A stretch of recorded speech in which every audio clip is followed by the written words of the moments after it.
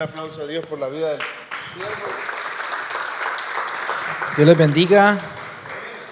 Bueno, ya hoy es después de 17 días ya aquí en Cúcuta. El tiempo se pasa volando. Llegamos el 24 a las 8:30, aterrizamos en el aeropuerto y córrale para la iglesia. No nos queríamos perder el tiempo de servicio y bueno, ya se nos fue. Ni nos dimos cuenta, un abrir y cerrar de ojos ya tenemos que alistar maletas nuevamente para viajar, pero ha sido un buen tiempo en familia, un buen tiempo con la iglesia. Varios amigos me dijeron, pero esta vez no vino y nos tiene olvidado. Yo le dije no, porque es que no podemos ya olvidarnos de la familia, porque uno a veces venía y dedicaba mucho tiempo a ellos y hay que dedicar tiempo a lo que es prioridad. Uno de ellos fue y nos visitó a la casa anoche y aprovechó que estábamos haciendo carne asada y comió asado. Pero le damos gracias a Dios, a ustedes iglesia, por el recibimiento siempre, por estar siempre atentos a nosotros. Para nosotros siempre es sorpresivo porque cuando venimos siempre hay muchas caras nuevas, entonces nos sentimos los nuevos nosotros, nos sentimos extraños, pero eso nos da alegría ver que la iglesia va creciendo. Yo le pido en esta noche que, bueno, me acompaña al libro de Eclesiastés capítulo 4 y vamos a estar reflexionando en la palabra del Señor en esta noche, que no quiero perder más tiempo en despedir. Ahorita nos despedimos, no quiero llorar ahorita. El suegro ya estaba llorando ahorita porque nos vamos. Y es que gracias a Dios, no, mentira, no. Yo quiero hacer una pregunta y me puede levantar la mano si quiere con sinceridad. Y quiero preguntar quién siendo cristiano, quién estando en los caminos del Señor, quién en la iglesia, quién siendo parte de un ministerio se ha sentido solo.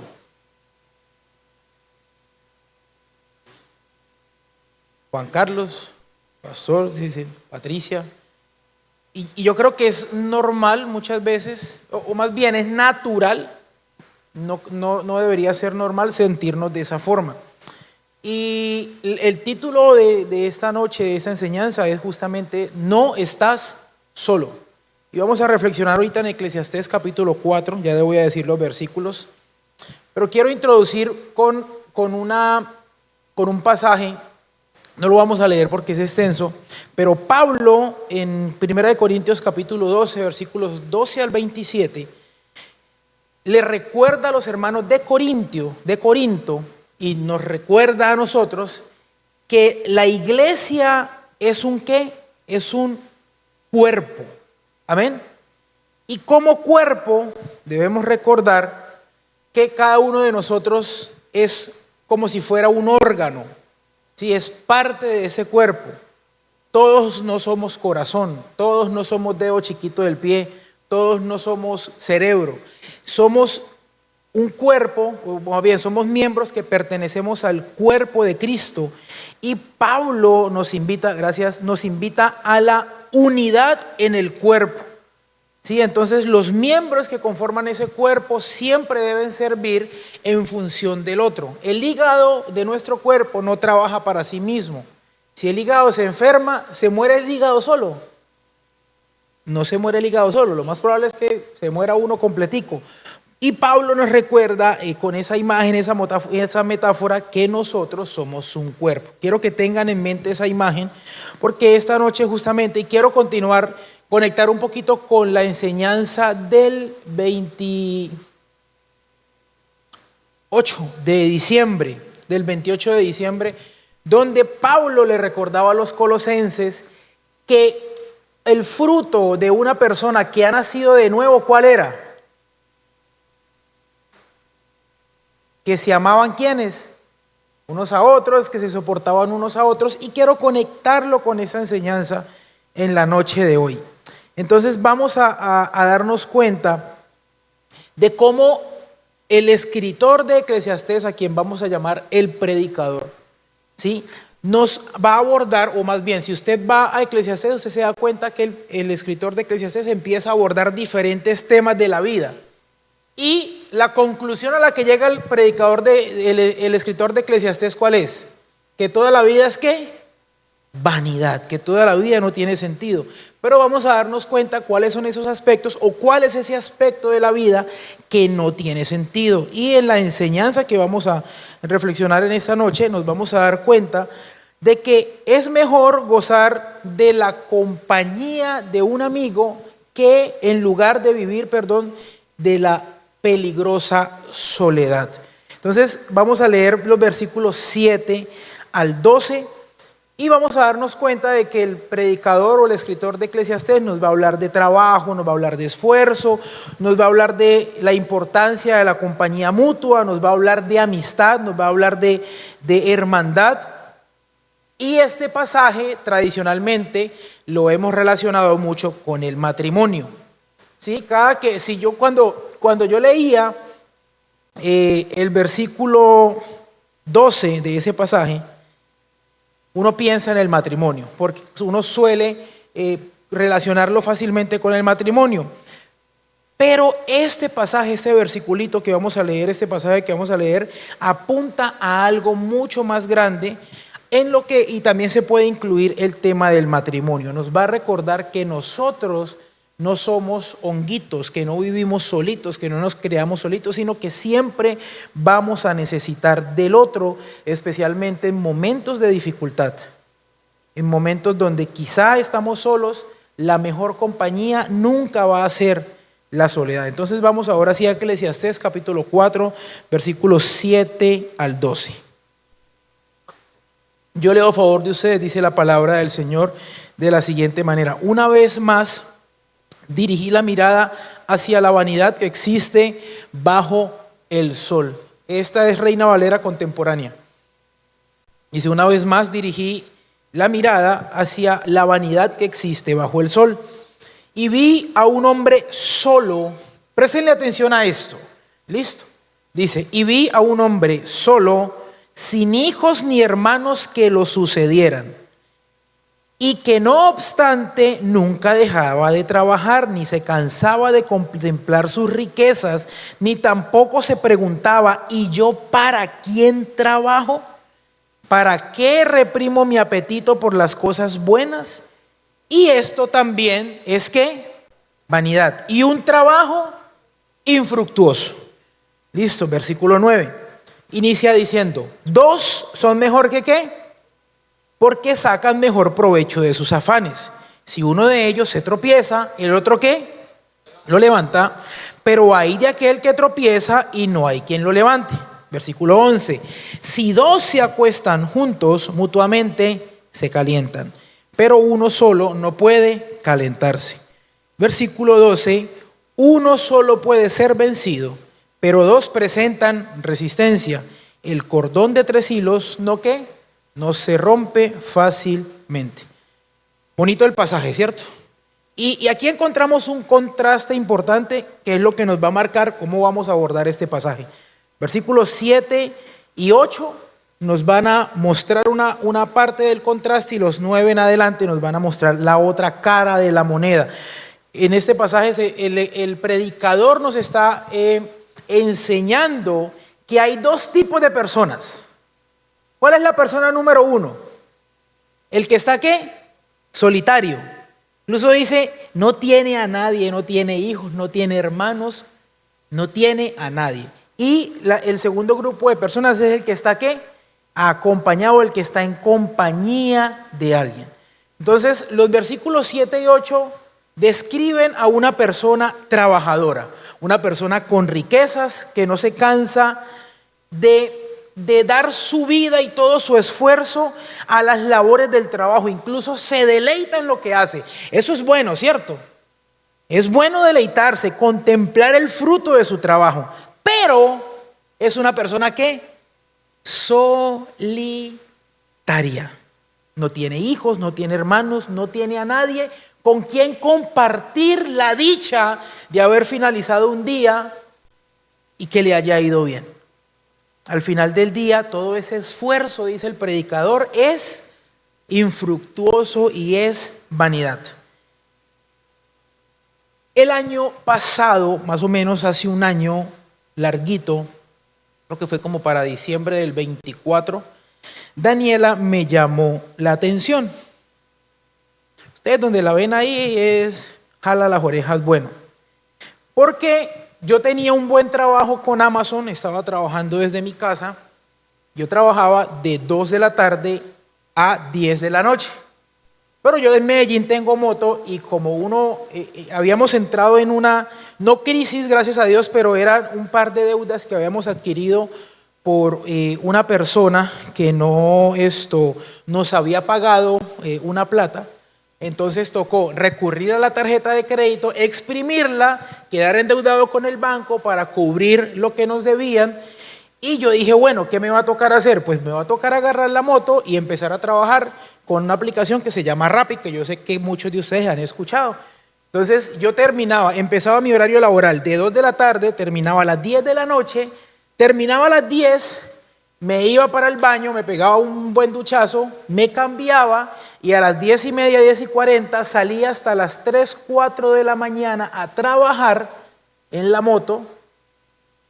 Y llegó un punto, cuando yo vine un noviembre acá, me traje el computador y yo casi me quemo. Por poquito termino quemado, yo terminé cansado, estaba estresado. Yo atendía mis contactos bien con Amazon, era muy chévere desenvolverme en esa área, pero llegaba un momento donde a mí me fastidiaban los clientes, yo no quería hablar con ellos, yo les colgaba las llamadas, no les contestaba, les cerraba los chats.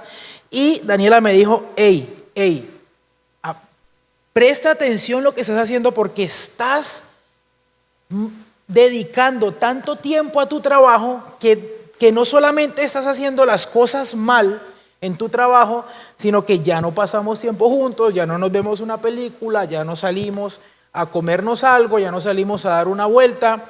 Entonces, mi respuesta inicialmente cuando ella me decía eso, pero hay que trabajar.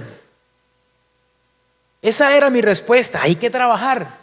Gloria a Dios, hay trabajo, hay que trabajar. Después miramos a ver qué hacemos, le decía yo. Llegó un punto donde ya por poquito ya no aguantaba más.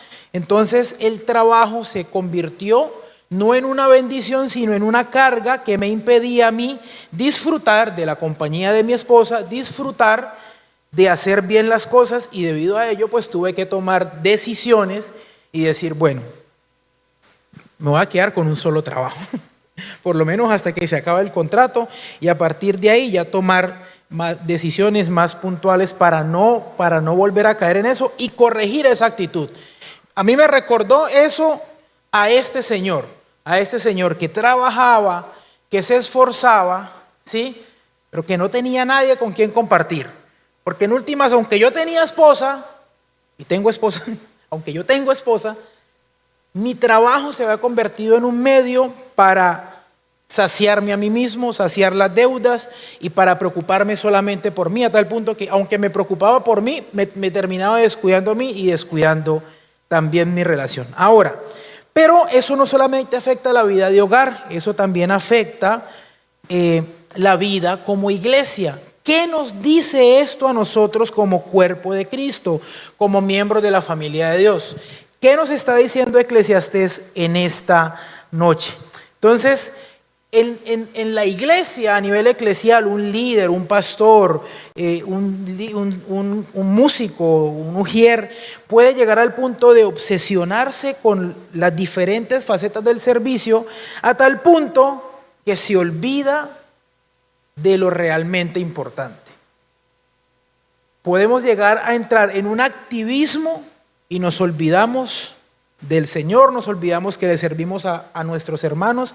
Entonces voy a poner algunos ejemplos sencillos.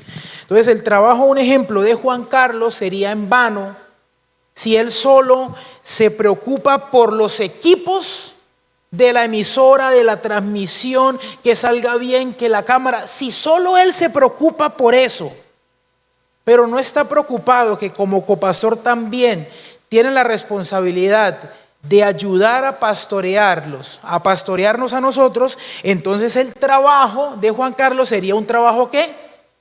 Infructuoso, un trabajo en vano. Sí, entonces de pronto como líderes, aquí tenemos a los pastores de Ureña, 3 pastores de Ureña. Si ellos solamente se preocupan que por, que quién nos va a llevar, que dónde nos vamos a ir, que si la moto, que si el carro. Si se preocupan por eso, pero realmente no se preocupan por la gente, ¿sí? Entonces sería un trabajo ¿qué? Infructuoso. Si solamente, si un ejemplo, no estoy diciendo que pase porque no sé y yo espero que no pase. Si solamente se ponen a discutir que no, que yo predico, no, que yo dirijo, no, que yo toco, no, que yo canto, no, que usted no, que yo sí, el trabajo sería ¿qué? Infructuoso, porque no estarían sirviendo de verdad. O si los pastores de nuestra iglesia solamente se desgastan tomando decisiones ellos mismos. El pastor tiene un equipo, ¿cierto? Pero dice, ¿equipo para qué? Eso ahí en el papel y ya. Yo tomo las decisiones solo, con Paola. Si ellos entonces se cargan con todo eso y se olvidan que tienen a un grupo que puede ayudar a tomar decisiones, que puede ayudar a pastorear, entonces el trabajo de ellos sería ¿qué? Infructuoso, o sería un trabajo en vano. Y pueden ser temas muy sencillos, pueden ser temas muy básicos, pero yo personalmente he visto cómo ministerios se han venido abajo por olvidar que no están solos. Por olvidar que no están solos. Y hay un detalle más en este punto que no quiero dejar pasar no lo quiero olvidar. En el versículo 8 tenemos que nuestras Biblias dicen que, nuestras Biblias dicen en el versículo 8, Adriana me ayuda con versículo 8 dice: y vi un hombre solo, sin hijos ni hermanos que lo sucediera, y no obstante nunca dejaba de trabajar, ni se cansaba de ¿qué? De contemplar su riqueza. Esa frase, no se cansaba de contemplar su riqueza. La traducción literal de esa partecita sería: su ojo no se hartaba de riqueza. Es decir, su ojo, su mirada, toda su vida, lo que quería era ¿qué? Tener y hacer, sin importar que estaba ¿qué? Solo.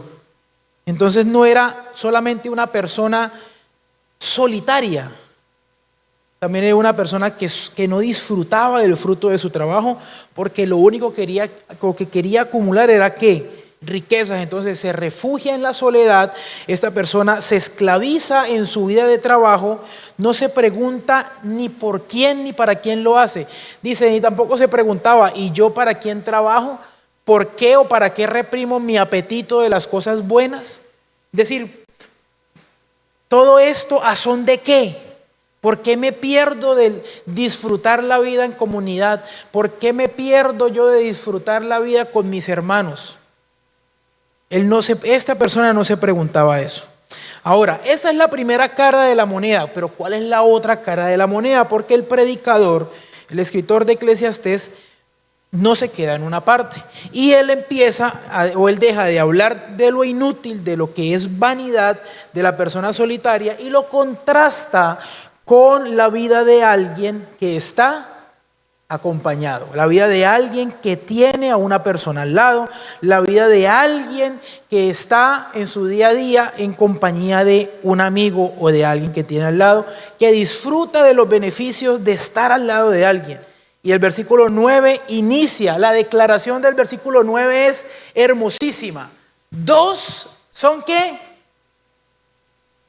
Yo me acuerdo en el colegio, profe, yo quiero hacer un grupo de uno.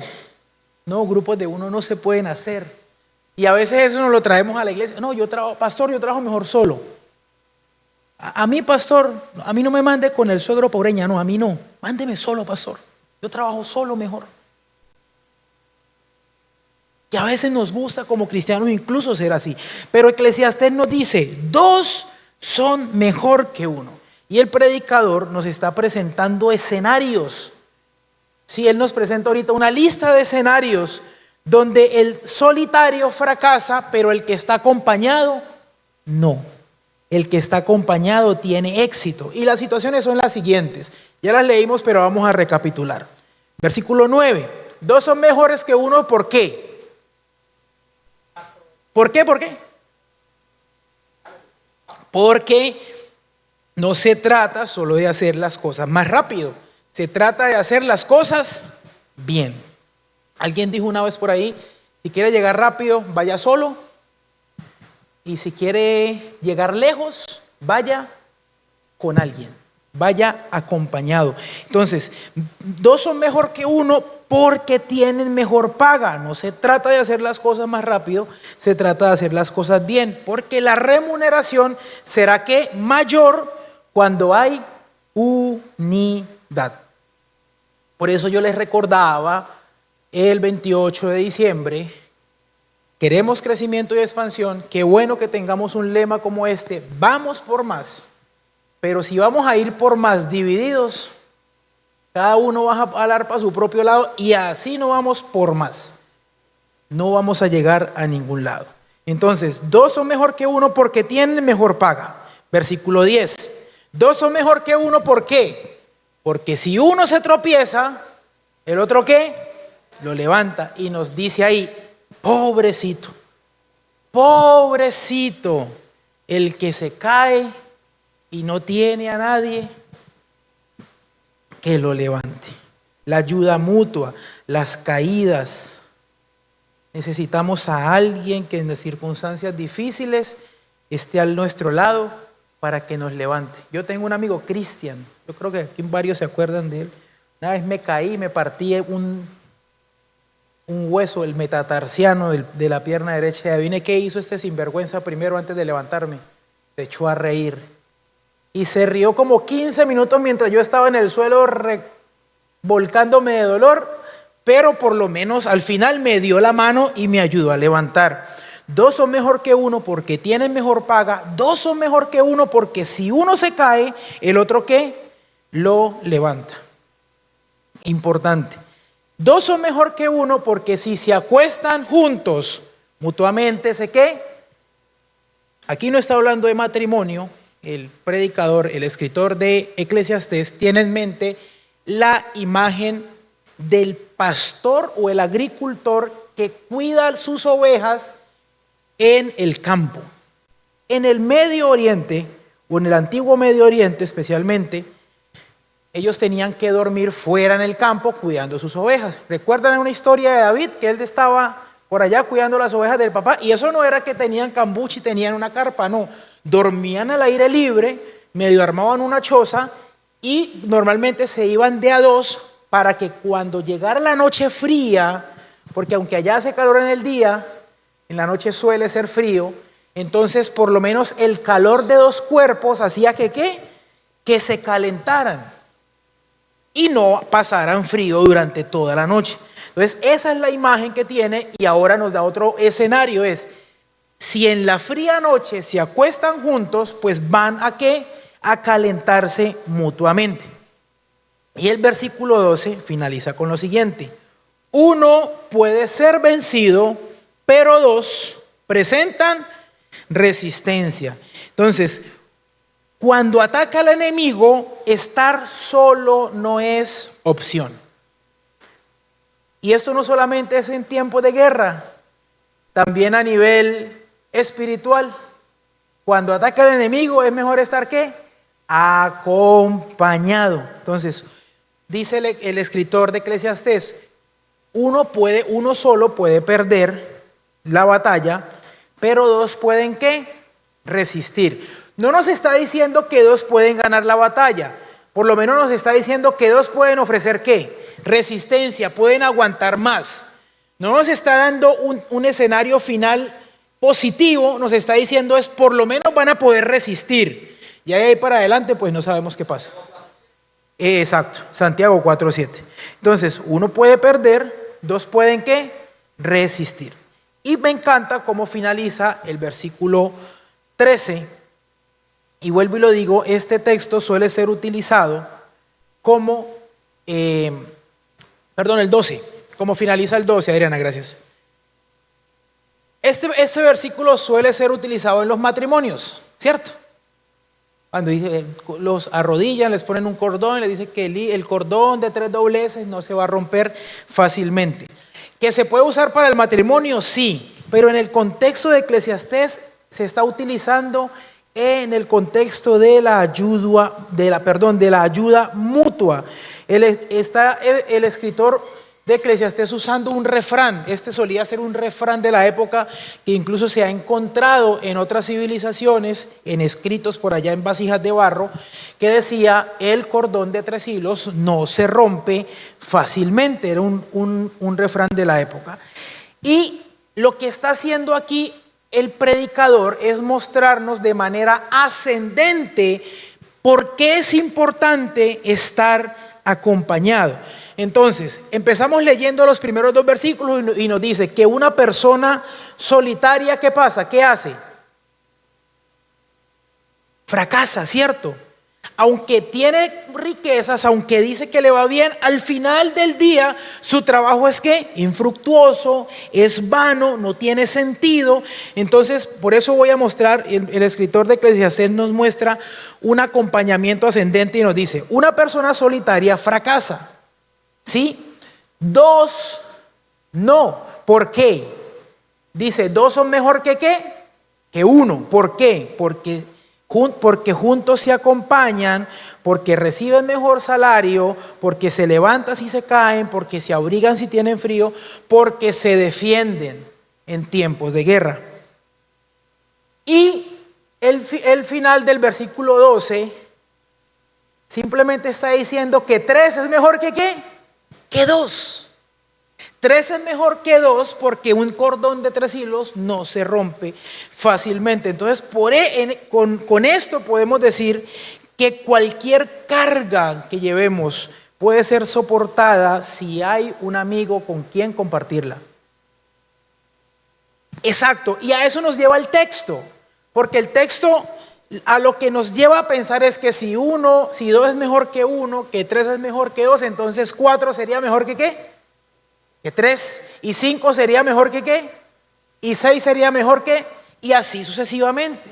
Y por eso yo les decía, quizá lo hemos relacionado con matrimonio. Sí, es correcto y es bueno usarlo en el contexto de matrimonio, porque se usa en la relación de esposo y esposa y el Señor, pero lo que está hablando Eclesiastés es en las relaciones mutuas, en las relaciones sociales, en mi trato con el otro, en la forma en que nos podemos acompañar y en lugar de estar solos. Entonces, prácticamente con esto es como si el predicador, el escritor de Eclesiastés, estuviera diciendo: la unión hace la fuerza.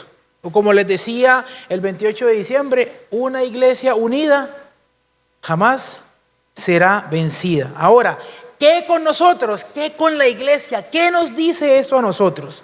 Entonces nos dice que necesitamos estar ¿qué? Acompañados.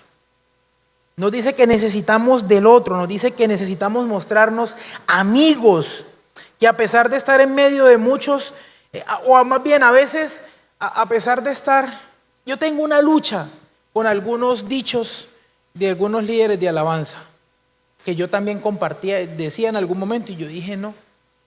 Uno a veces aquí parado empieza a cantar y uno dice: olvídese del que tiene al lado. No se olvide del que tiene al lado.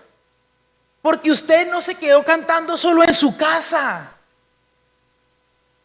Cuando nos dicen eso, usted le están diciendo: deje de ser comunidad, adore usted solo. No, porque cuando nos vamos a los salmos, nos damos cuenta que la Biblia dice que el Señor se mueve en medio de ¿qué? De la alabanza de Juan Carlos solo, en la alabanza de Dumar solo, en la alabanza de Patricia sola. Dice que se mueve en medio de la alabanza de su pueblo, es decir, en medio de una alabanza comunitaria. Por eso cuando escuchen a alguien así, díganle con amor: no, hermano, tenemos que adorar aún reconociendo que el que está a mi lado, dos podemos adorar mejor, y si nos unimos 3 también. Amén. Entonces necesitamos estar acompañados, como les decía hace un momento, y tengo esta lucha con esas frases, como el que dice a veces: deje los problemas en la puerta, que cuando salga los vuelve a agarrar. No, este es el mejor lugar. Pedro dice que trayendo nuestras cargas ¿a quién? A los pies de Cristo. A veces tenemos unos dichos raros en la iglesia, especialmente a nosotros los líderes de alabanza a veces salimos con dichos. No, la Biblia nos invita a una vida comunitaria. Necesitamos prestarle atención a eso. Nosotros no adoramos solos. Uno solo de ustedes no va a tener crecimiento y expansión este año. Uno solo no. Si no estamos unidos, si no estamos juntos, si no recordamos que el de al lado es importante, si en medio de ese crecimiento y expansión uno se nos cae, ¿lo vamos a pisotear? No. ¿Lo vamos a qué? A levantar. Si uno es en crecimiento y expansión, uno tiene frío, ¿lo vamos a qué? A abrigar, lo vamos a rodear, porque a eso es lo que nos está invitando el escritor de Hebreos. Perdón, de Eclesiastés. Tengo Hebreos en la cabeza. Y entonces hay algo que me gusta en este pasaje, y es que solo el que está acompañado es el que puede recibir ¿qué? Ayuda. La mayoría de escenarios son escenarios malos. Si se cae, si tiene frío, si está en guerra, solamente hay un escenario. Si trabajan los dos les va bien. Entonces lo que me puedo dar cuenta es que aquí solo el que está acompañado es el que puede recibir ayuda. La persona solitaria no puede recibir ayuda porque no tiene a nadie. No tiene a nadie que lo ayude. En cambio, el que está acompañado sí. Entonces nadie ve ni nadie sabe cómo se siente esa primera persona porque está solo. Está solo. No, parece que está bien. No, sí, está trabajando. Uno lo ve allá de lejos. No, pero le va bien. Allá le está yendo bien. Sin saber que esa persona está sola. No tiene con quién compartir su día a día. Y la iglesia está invitada por el Señor a ser una iglesia que se acompañe. Mire, a veces creemos que la responsabilidad del cuidado de la iglesia solamente le corresponde a los pastores y a los líderes. Es que el pastor, lo vuelvo y lo digo, es que el pastor no me visita. Vaya, pregúntele, ¿cuánto lleva en la iglesia? 25 años y todavía que el pastor no me visita. ¿Usted cuántos ha visitado esta semana? No, porque es que el pastor no me visita. Y a veces entonces, no estoy diciendo de que entonces los pastores no deben prestar o los líderes estar atentos de las personas que pastorean o lideran, porque es parte de su tarea. Pero a veces nos olvidamos que el evangelio nos hace un llamado mutuo. Un llamado a acompañarnos unos a otros, un llamado a estar al lado uno del otro. Más o menos hay más de 30 referencias en el Nuevo Testamento donde la iglesia es animada, mire, a amarse unos a otros, servirse unos a otros, sobrellevar las cargas unos a otros, perdonarse unos a otros, consolarse unos a otros, edificarse unos a otros, aceptarse unos a otros, instruirse o exhortarse unos a otros, ocuparse unos de otros, saludarse unos a otros, mostrar hospitalidad unos a otros, vestirse con humildad unos a otros, someterse unos a otros, no juzgarse unos a otros, honrarse unos a otros, tener el mismo sentir unos con otros, ser buenos unos con otros, animarse unos con otros y confesar los pecados unos a otros y orar unos por otros. Amén. Sino que lastimosamente a veces hemos convertido esto en señalar unos a otros, contar chismes unos a otros, juzgar unos a otros, dividirnos o dividir unos con otros y toda la lista que de pronto se nos venga a la mente. Entonces es importante que le prestemos atención a esto. Yo les decía el 28 de diciembre, necesitamos orar, necesitamos prácticas espirituales, hábitos espirituales, leer la Biblia, orar, ayunar, todas esas dinámicas que tenemos bonitas. Pero si oramos mucho y no estamos unidos, ¿qué tiene sentido eso? ¿O tiene sentido eso? O si yo vengo a ayunar y en el ayuno lo que hago es convertir eso en un lugar para chismear, y no ha vuelto Patricia, ¿no? Y eso que le pedía un trabajo al Señor y ve, ahora ni siquiera ven a la iglesia. Oremos a ver por la hermana Patricia, a ver si ven a la iglesia. No. Hemos convertido eso en esto y por eso muchas veces hay gente que se nos ha ido de la iglesia. Hay gente que hoy por hoy no quiere saber de Cristo, ni siquiera de la iglesia. O sea, a veces dejamos tan mal parado el nombre de Cristo que la gente no quiere saber nada de Cristo. Y es importante, por eso es el llamado de atención. Porque a veces creamos dentro de la iglesia que gente se quiera sentir sola por eso. ¿Para qué no? Yo vengo y agarro, acaba el culto y agarro como volador sin palo, por aquí que es más derecho, porque ¿para qué me voy a quedar? Entonces, lo opuesto a la soledad es ¿qué? La compañía, ¿cierto? Entonces es mejor compartir que vivir solo, que vivir solitario. Es mejor la solidaridad que el egoísmo. Es mejor la comunidad que el individualismo. Como decía la hermana hace un momento mientras cantaba.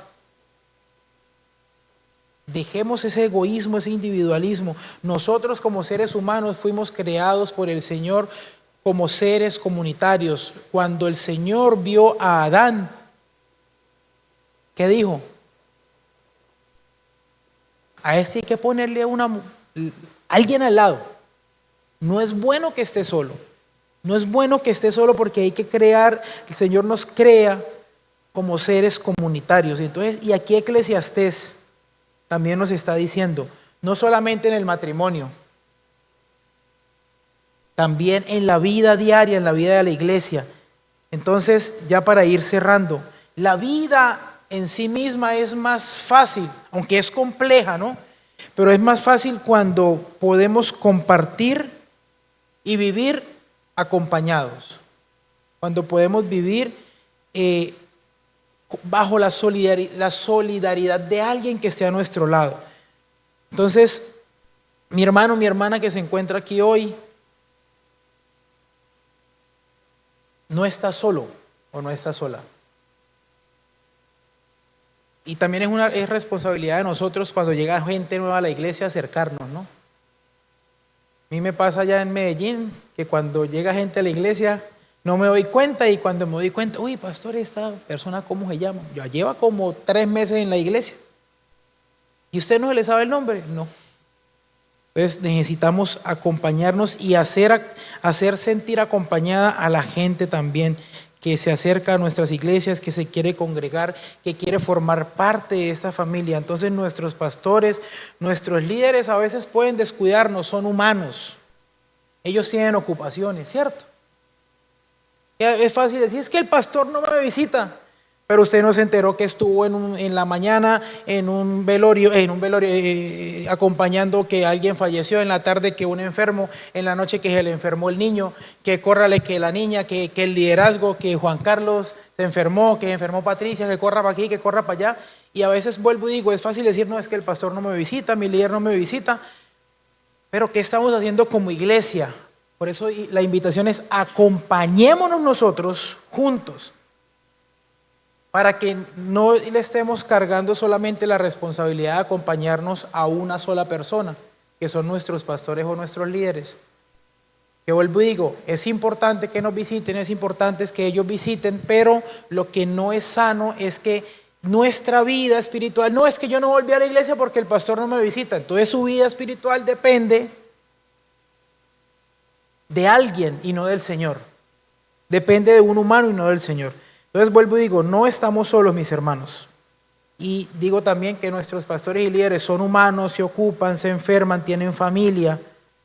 Pero hay una iglesia completa en que yo puedo confiar en Franklin, yo puedo confiar en Fabián, yo puedo confiar en Gerson, yo puedo confiar en Juan Carlos, yo puedo sentirme acompañado al lado de Patricia,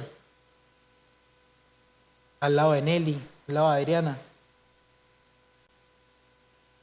Pero para llegar a ese nivel que alguien pueda confiar en uno de nosotros, entonces también tenemos que arrancar de nosotros el chisme, juzgar y todo lo que de pronto daña la unidad en la iglesia. Entonces, una vida de soledad, mis hermanos, no tiene sentido. Una vida de soledad no tiene sentido porque es vanidad. Es vanidad. Y voy cerrando con lo siguiente nuevamente. 1, es un fracaso, aunque le vaya bien. 2, son mejor que qué. Y 3, es mejor que 2. Y ahí empieza a contar todo lo que quiera. Y eso es lo que el Señor tiene para nosotros en esta noche. Una vez más, vuelvo y les recuerdo, necesitamos estar unidos, mis hermanos.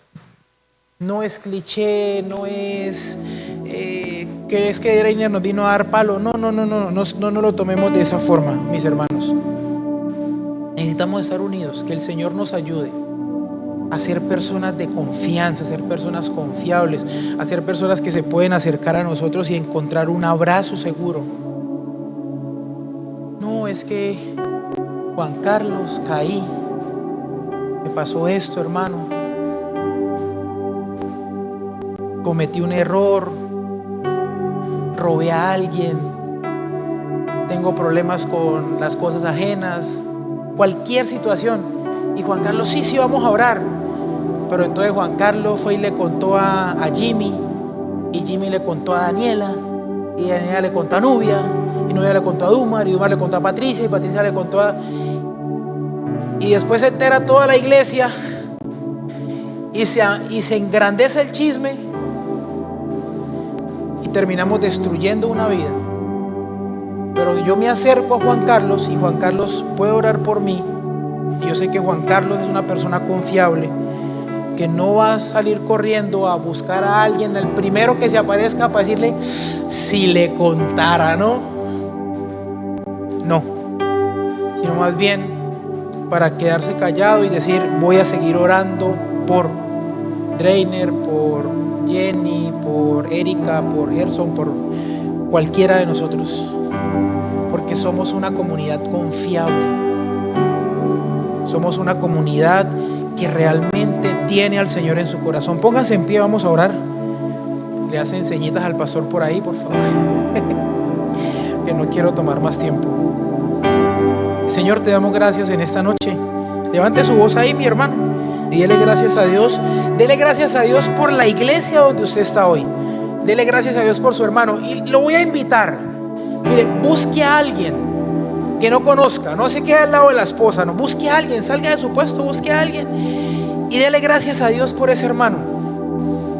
Quizá usted no sabe por lo que está pasando, pero simplemente dele gracias a Dios. No le voy a decir profetícele, órele, hable de lenguas, no, nada de eso. Un abracito, una mano en el hombro, una oración, quizá no sabemos, pero hoy el Señor nos está invitando a la unidad. Hoy el Señor nos está invitando a amarnos, a ayudarnos, a soportarnos unos a otros. Señor, en esta noche te damos gracias. Gracias porque nos tenemos unos a otros, Señor, como iglesia. Gracias, Señor, porque nos estás invitando, Señor, a ser una iglesia unida, a ser una iglesia que te refleja de corazón, Señor, a ser una iglesia que ha abandonado la ira, el juzgar, el enojo, el chisme, cualquier pecado, cualquier actitud que divida a la iglesia, sino que ahora nos estás invitando a ser una iglesia que ama, que se sostiene, que se soporta, que se perdona, Señor.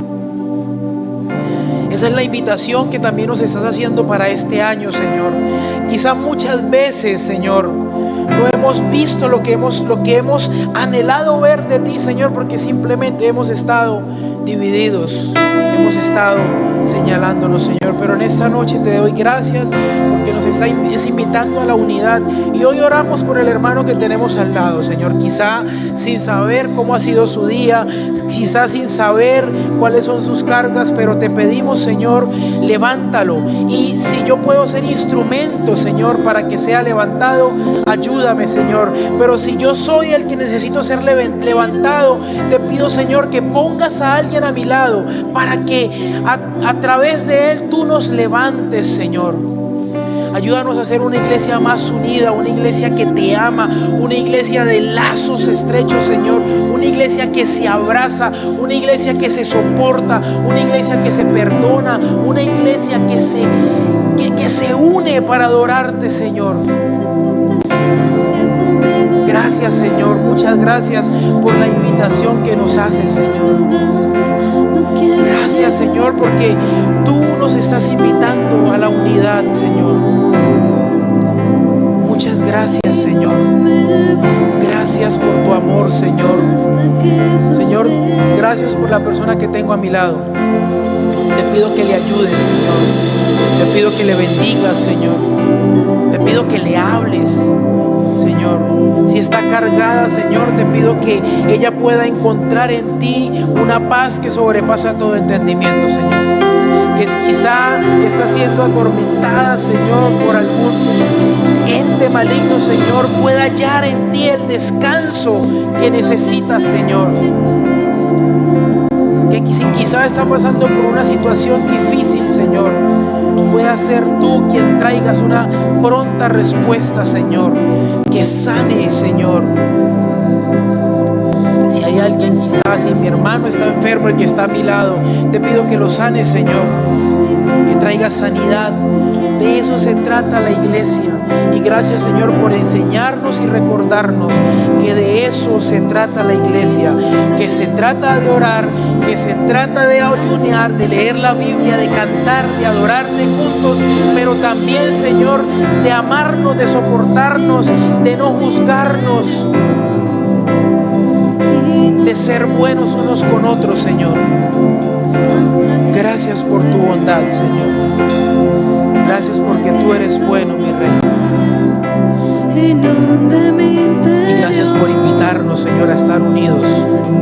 Si tu presencia conmigo no va, Gracias, Señor. yo no voy a ningún lugar.